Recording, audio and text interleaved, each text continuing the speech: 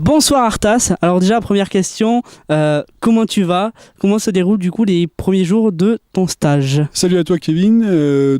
Pour répondre à ta question, deuxième jour de stage chez ECA. Pour le moment tout se passe bien, c'est vraiment ce qu'on attendait, ce qui était prévu au programme. Surtout pour moi, maintenant ça fait 1 an et demi que je suis chez ECA. J'ai eu Stéphane comme coach. Là aujourd'hui, on peut profiter de Tristan, alias Clément Petiot, pour nous faire partager ses connaissances. Pour le moment, j'en suis pleinement ravi et mis à part quelques courbatures, ça va aller. Alors des courbatures, oui. Donc ça veut dire que le catch, ce n'est pas du chiquet. Justement, le catch, ça prend beaucoup de temps, ça prend beaucoup d'argent, ça prend beaucoup de choses. Comment tu arrives à lier catch, donc vie catch et vie réelle? Comment tu arrives à lier du coup les deux bouts, que ce soit niveau argent pour commencer, et puis après je te demanderai d'autres choses par rapport à ça justement. Bonne question. Je te dirais que déjà comment j'arrive à lier le catch avec mes finances. Simplement, donc moi je suis salarié dans un club de rugby, je suis éducateur sportif, donc j'ai ma paye tous les mois qui tombent. C'est prévu dans mon budget à l'année, mes séances. Le stage, c'est pareil, c'est prévu, c'est budgétisé. Aujourd'hui, je connais beaucoup le monde associatif et sportif. En termes d'investissement financier, c'est pas exorbitant, c'est pas énorme. Oui, un stage, ça coûte plus ou moins cher. Oui, les séances coûtent cher, mais par rapport à ce qu'on nous apporte, à la qualité des personnes qui sont là, au diplôme des personnes qu'on a en face de nous, c'est pour moi normal. Il n'y a pas de problème là-dessus. Donc on parle de l'argent donc financier, oui ça a un coût, mais bon pour toi ça en vaut le coup. Justement, il n'y a pas que le financier qui joue quand on fait du catch, il y a familial, il y a aussi la santé, parce que le catch, comme on dit, ce n'est pas du chiquet, il y a quand même, c'est quand même un sport, donc comment on dit, santé et la famille aussi, du coup, qu'est-ce qu'elle en pense, comment tu peux lui répondre justement à ta famille par rapport à ça, si jamais elle est contre cette pratique sportive? Alors déjà pour lier donc le sport, je te dirais à la famille, moi aujourd'hui j'ai 22 ans, ça fait 18 ans que je suis dans le rugby, j'ai joué à un plus que très bon niveau, donc le sport a toujours fait partie de ma vie. Quand j'ai décidé de passer le cap du rugby, d'arrêter de jouer, d'arbitrer, et maintenant je suis entraîneur, donc c'est ma seule activité au niveau du rugby. C'était surtout, il fallait pas que je prenne de risques au niveau donc de mes épaules où j'ai été opéré sur l'une d'elles, et l'idée c'était de pratiquer un sport et d'aller chercher un sport qui me permette de prendre du plaisir, partager, mais être le plus safe possible. Donc dans l'idée, le catch pour moi c'est vraiment un travail physique, c'est un sport, mais c'est un échange avec un partenaire. On n'a pas d'adversaire, c'est pas ce que j'ai pu connaître moi en sport co, sur le rugby ou le hand en dehors, que j'ai pu pratiquer pour le plaisir. C'est vraiment des partenaires sur le ring. Donc oui, le catch ça fait mal, oui le catch c'est pas habituel, mais moi ma famille n'a pas bougé une oreille. Mon père était même content, lui aussi est fan de catch, donc il n'y a pas de souci là-dessus. Au niveau de la santé, je pense que je t'ai répondu à ta question. Pour moi, c'est vraiment c'est un bon sport, un sport que je dirais propre en termes de capacité de travail. Il y a des risques, très bien, comme dans tous les sports, mais je pense que c'est pas au catch qu'on risque le plus de blessures. Alors on a parlé du catch globalement, ce que cela pouvait t'apporter, mais le CA c'est tout autre chose, ça reste du catch, mais c'est différent, c'est pas...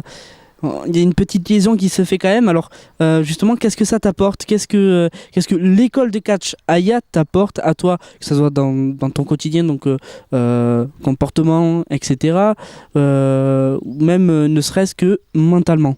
Bah, comme je te l'ai dit, le sport a toujours fait partie de ma vie et la première chose qui m'a marqué en arrivant chez ECA, c'est les valeurs. Les valeurs véhiculées par Stéphane, notre entraîneur. Le respect, c'est la première chose qu'on te demande. C'est pour moi la première chose qui est naturelle quand on arrive quelque part. Et c'est vraiment le point d'ancrage de ECA. C'est le respect, après c'est le travail, parce qu'il faudra toujours travailler, toujours s'améliorer. Steph nous dit que la simplicité n'existe pas, qu'il faut sortir de notre zone de confort. Donc ça m'a toujours donné envie de me dépasser. J'ai un tempérament comme ça, j'aime les défis. Le catch, c'était un défi. ECA, c'était un challenge que je relève avec mon meilleur ami, qui n'est pas présent sur notre stage. Mais voilà, c'est vraiment un plus. Après, en dehors de ces valeurs, je te répondrai que ECA, c'est d'abord une famille. On a nos moments où tout va bien, on a des grands moments de rigolade, et comme tout à l'heure à l'entraînement, une prise ratée, un bobo sur un copain, tout le monde s'est arrêté. On s'arrête tous, on y jette un œil, on voit comment il repart. Bon, c'est bon, il est reparti. Bon, les gars, on retourne au travail et il n'y a pas besoin de chiquer, quoi. C'est vraiment ça, cette ambiance famille que j'avais plus dans le sport de haut niveau, que j'ai pu retrouver là chez ECA, avec toujours des encouragements. Aujourd'hui, on a avec nous Anso qui vient de la boxe et pas du catch, qui a un super niveau, qui pourrait nous mettre à l'amende sur des choses. Quand elle ne nous met pas à l'amende, on est tous là à la soutenir. Et à l'inverse, quand c'est quelqu'un d'autre, on se soutient tous mutuellement. C'est vraiment ça pour moi le plus important chez ECA. En plus de toutes les bases qu'on a pu apprendre depuis un an sur le catch, la pédagogie que Steph a avec nous, c'est vraiment une multitude de choses qui font que, pour moi, par rapport à ce que je vois des autres écoles de catch, ECA, pour moi, c'est ce qui se fait de mieux. Donc ça pourrait être un gros point positif. Est-ce qu'il y en aurait peut-être un autre que tu aimerais donner à l'ECA, ainsi qu'un point négatif? On va commencer par les points négatifs. Il y a ce souci qu'aujourd'hui, chez ECA, on n'a pas autant de possibilités à Lyon qu'à Rumilly. Donc je te dirais que le plus contraignant pour la plupart d'entre nous, pour moi-même, c'est ces stages d'aller les faire à Rumilly. On sort de notre zone de confort parce qu'on sort de la région lyonnaise d'où on est plus ou moins tous originaires. Mais c'est surtout que ça demande à tout à chacun souvent de poser une semaine de congé ou de ne pas pouvoir rentrer. Voilà, c'est le point noir. Pour moi, j'aimerais qu'on puisse avancer dans un sens plus positif là-dessus et réussir à monter la structure ECA sur la région lyonnaise, donner un deuxième coup de pouce à ECA, qu'on puisse avoir un centre d'entraînement. Donc, pour toutes les personnes qui pourraient nous regarder, moi je leur appelle grandement à nous contacter. Pour les preneurs, pour les gens qui seraient intéressés, faites-nous signe, nous on recherche des locaux. Voilà, c'est le plus important. Après, point positif chez ECA, l'ambiance, comme je t'ai dit, la volonté de toujours aller plus loin. Et puis, je te dirais que la qualité des intervenants qui sont là sur les stages, même Steph au quotidien, Steph est génial, mais les intervenants qui va nous chercher, qui nous fait venir, là, Tristan Archer, il a passé 1 mois et demi aux États-Unis sur le CWC à la VVE. C'est pas n'importe qui, c'est pas Joe le rigolo, quoi. C'est Tristan Archer, Clément Petiot. Enfin voilà, c'est point positif. Après, j'ai hâte qu'une division tag team se fasse en notre sein. Il faudra qu'on soit un peu plus. Mais voilà, j'ai pas mal de projets par rapport à ça. Steph les a en préparation. Ça serait au niveau du catch, sur le plan sportif, le prochain challenge. Pouvoir catcher en tag team. Mis à part du coup l'option tag team, plus de cours peut-être sur Lyon du coup, même des stages, est-ce qu'il y aurait quelque chose que tu aimerais encore améliorer à l'ECA, ou même peut-être enlever pour remplacer par autre chose, ou C'est toi le Stéphane Noguès de l'ECA. Qu'est-ce que tu aimerais faire actuellement qui n'est pas fait à l'ECA ou un levé qui est déjà en train de se faire à l'ECA? Question compliquée.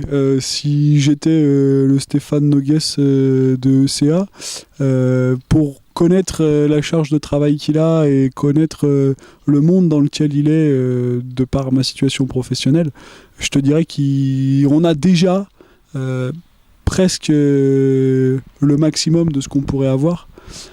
Des choses à enlever, j'ai pas là comme ça en tête, j'ai pas d'idée. Des choses à rajouter, oui, il y a toujours à faire. Il y a toujours des projets à monter, des projets à faire aboutir.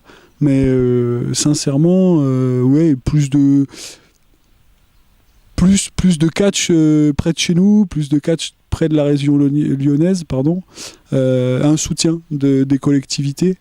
Mais Steph fait déjà énormément pour nous. Je connais sa façon de travailler, c'est vraiment un bourreau de travail.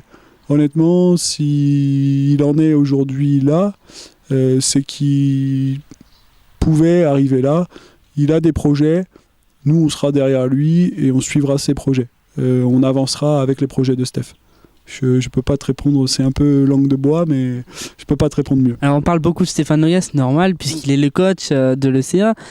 Comment ça se passe avec lui? Point positif, pareil, point négatif. Est-ce qu'il est trop strict? Est-ce qu'il est méchant? Est-ce qu'il vous tape? Voilà. Parle-nous de Stéphane, le coach, Stéphane Noguès. Stéphane Noguès, des grands moments, honnêtement. Moi, personnellement, alors après c'est peut-être un peu... ça va être peut-être mal vu par certaines personnes. Pour moi, c'est un mentor. C'est quelqu'un que j'ai rencontré il y a 1 an et demi. Pour moi, j'ai 2 mentors dans ma vie. C'est lui et une autre personne par rapport à mon job. C'est vraiment quelqu'un qui a une super pédagogie. Quand il te parle, t'écoutes. Et en plus de la pédagogie, il y a une forme de charisme. Si tu veux. C'est quand ce mec qui rentre dans une pièce... pour l'avoir connu quand il était Yvan le Terrible, tu rentres dans la pièce et tu te dis ah ouais quand même, c'est pas n'importe qui, c'est pas Joe le rigolo. Et une fois que tu as commencé à discuter avec lui, tu sens que c'est un mec qui est plein de valeurs. Tu peux discuter. Déjà, on peut discuter avec lui, on peut parler de nos idées, il va écouter, donc c'est vraiment super. Après, sur le ring, je te dirais que c'est un mec strict. Il connaît le job. Il maîtrise. Il en a fait son métier. Donc, autant moi, en tant qu'éducateur, qu'en tant que stagiaire, quand je suis au catch, je comprends son attitude. Donc, il y a des fois, ouais, on prend des coups de pied au cul. Métaphoriquement, bien sûr. Il y a des fois où quand il faut se faire botter le cul, il monte et c'est lui qui nous envoie les prises et c'est lui qui nous montre et c'est bon, t'as vu? Oui, ok, maintenant tu recommences et tu fais aussi bien. Donc il y a toujours cette volonté de nous pousser à nous dépasser. Steph te tirera jamais vers le bas et c'est vraiment quelque chose que j'apprécie énormément. Il va t'attraper, il va te dire ce qu'il pense de toi si t'en as besoin. Si t'en as pas besoin, il viendra te le dire quand même. Et puis une fois qu'il t'a dit ça, maintenant t'as compris, il y a une relation de confiance et t'as compris ce qu'il attendait de toi, tu y vas et si t'as pas les outils pour y arriver, lui t'aidera et te les apportera. Après, on est chacun nos propres architectes, donc lui il nous posera la boîte à outils, il nous la pose, il nous la met, encore une preuve de ce stage, il nous donne les outils pour devenir peut-être les catcheurs de demain, mais dans l'idée, il y a un super mec, quoi. Rien que pour ça, pour moi, on a 70% du boulot qui est fait. Ce mec est génial. C'est vraiment un super coach. Et le petit point négatif, il n'y en a vraiment pas alors? Est-ce qu'il y a vraiment la petite faille quelque part? Donc si, un point négatif, je te dirais que des fois, il peut manquer de patience. Je connais ça aussi par rapport à ce que je fais. Et c'est vrai qu'il y a des fois où il va manquer de patience. Et alors là, les gars, c'est rentrer les oreilles, serrer les fesses et puis faites attention, quoi. Tu sais que si on t'a demandé 2 roulades, tu fais 2 roulades. T'en fais pas 3, t'en fais pas 1. Et puis t'as intérêt à la faire propre parce que sinon tu prends une branlée, quoi. Et puis tu t'en rappelles. Mais par contre, du coup, je te dis, ça te pousse à donner le maximum. Mais ouais, un petit manque de patience et s'il y a de la fatigue en plus, alors là, c'est fini, quoi. On a droit à Benoît Poulvord et tout ce que tu veux au milieu de l'entraînement. Des fois, ça craque, mais c'est humain et c'est ce qui fait son charme en tant que coach. Eh ben écoute, merci à toi d'avoir répondu à nos questions. Dernier mot de la fin, quelque chose que tu aimerais rajouter? Bah déjà, je te remercie, toi et la FWE, de nous suivre sur les stages maintenant depuis février. Donc c'est vraiment super de pouvoir compter sur vous.